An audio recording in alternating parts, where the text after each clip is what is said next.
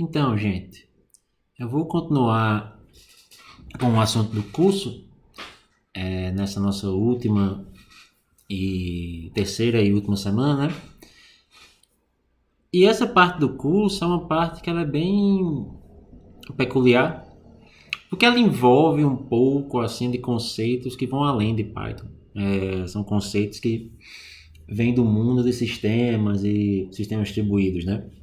Essa terceira parte, embora seja chamada de processamento de dados, ela não é uma parte focada necessariamente em uma biblioteca de processar dados. Embora eu vou falar de Beautiful Soup, que é uma biblioteca muito útil para processar HTML e XML. O Fernando já falou antes de CSVs, né? Tudo isso vem junto num contexto de como o Python pode ser usado para processar esses dados de forma mais eficiente.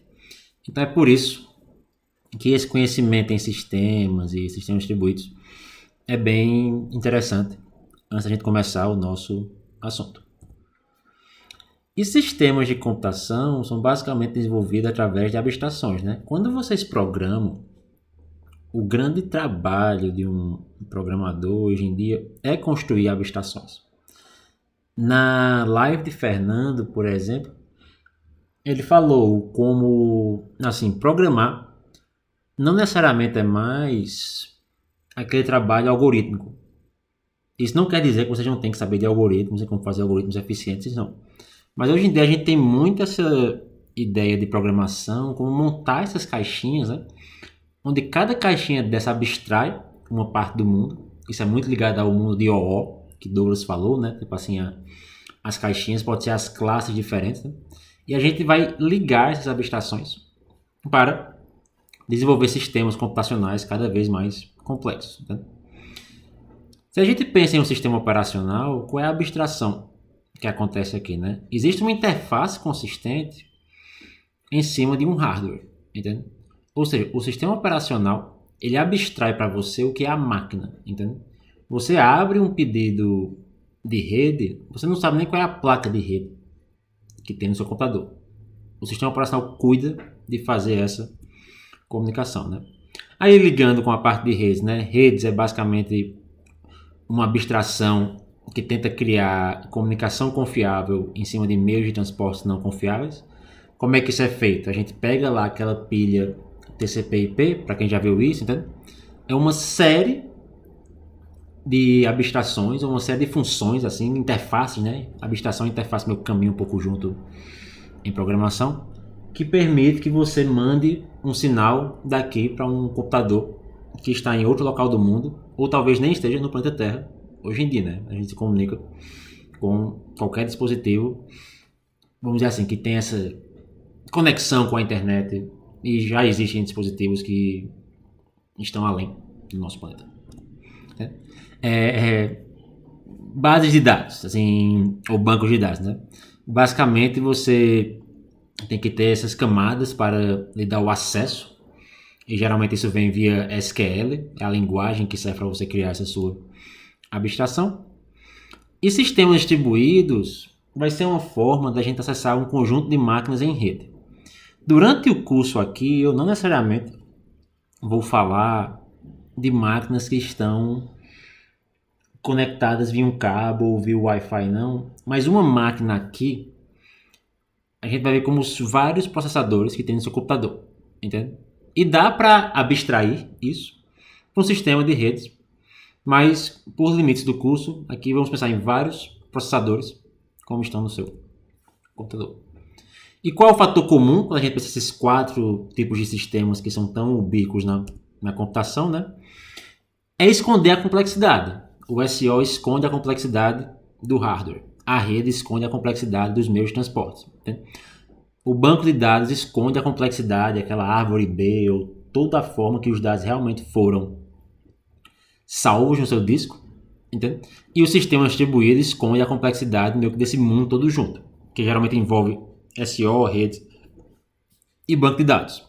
Esconder a complexidade ou simplificar, em outras palavras, significa abstrair e abstrair, né? E a gente já viu duas formas de abstrair o mundo. Uma foi via orientação a objetos e a outra foi via programação funcional. Então eu espero que esse conjunto de aulas que eu vou trazer para vocês aqui colhem esses dois mundos juntos. Não necessariamente que vocês vão criar um grande sistema distribuído. Afinal, a gente vai se limitar a MapReduce em paralelo para processar alguns arquivos HTML, entende? Mas que sirva como um exemplo, nem que seja um exemplo toy, né, pequeno, de como a gente pode começar a construir sistemas cada vez mais complicados. E o nosso exemplo é MapReduce, entende? Não só porque Python suporta as primitivas de MapReduce, como o Fernando falou, né? Mas MapReduce hoje em dia virou sinônimo com um modelo de programação distribuída. E é muito fácil você implementar um MapReduce distribuído em Python, que vai ser o fim desse meu conjunto de slides, né? E alguns anos atrás, isso vinha nesse pacote, né? Ainda existe o Hadoop, mas hoje em dia o Spark está um pouco mais famoso, né? Mas isso vem nesse pacote da Apache chamado Hadoop, né? Que é basicamente MapReduce em paralelo, em larga escala, em várias máquinas, em um cluster. A gente vai fazer a mesma coisa no seu computador, usando os 2 ou 4 processadores que deve ter no seu computador, mas daqui talvez venha uma noção de como isso pode ser usado para tarefas mais complicadas. E qual é a ideia? A ideia, no geral, é que a gente tem um conjunto de dados do nosso problema, a gente quer gerar a nossa solução. No caso de vocês, esse conjunto de dados vai ser basicamente arquivos. A solução a gente vai imprimir na tela. E os worker nodes que estão aqui, ou os trabalhadores, são as CPUs que existem no seu computador. Só para mostrar um exemplo rapidinho, entende? Tipo, aqui eu tenho o meu computador no Windows, né? Embora eu estou aqui com uma interface Linux em cima do Windows, que hoje em dia existe, eu consigo ver que esse computador tem 2, 3, 4 processadores. Né? Esse computador é bem simplesinho que eu uso, é meio que um tablet, mas ele tem 4 processadores. E aqui tem os detalhes de cada um deles, né? Qual é Intel, quais são as flags, etc. Não sei se importa muito a gente entrar nesses detalhes não, mas eu tenho, em essência, nesse pequeno tablet que eu estou gravando essa aula, 4 CPUs.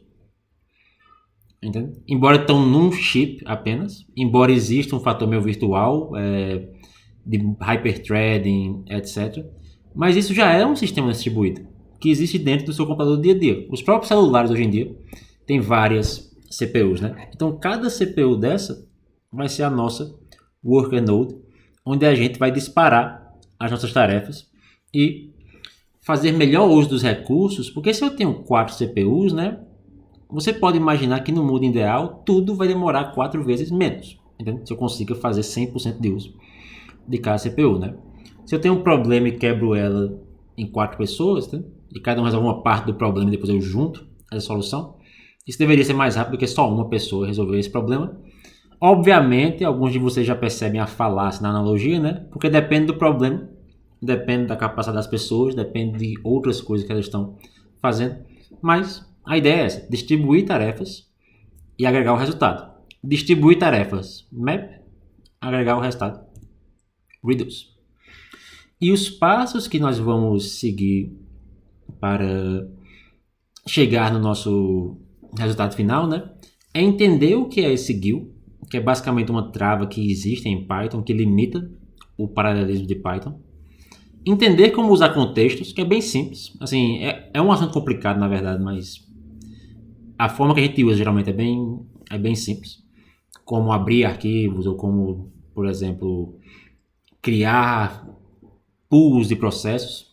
Entender as bibliotecas de threading e multiprocessing. Ou seja, como o Python tem essa trava, que é o GIL, na prática a gente cria vários processos Python e eles comunicam entre si, que é a biblioteca de multiprocessamento.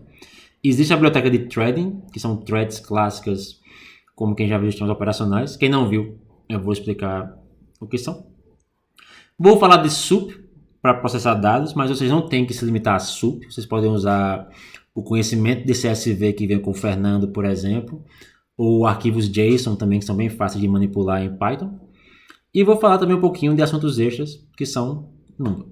Que vai ser basicamente Numba e Cython, que faltou aqui o bullet, né? Então eu espero que vocês gostem dessa terceira parte do curso. Eu acho ela bem interessante, porque ela liga assuntos que eu gosto de computação, sistemas operacionais e programação, em particular em Python. E os próximos vídeos darei continuidade ao assunto. Até breve.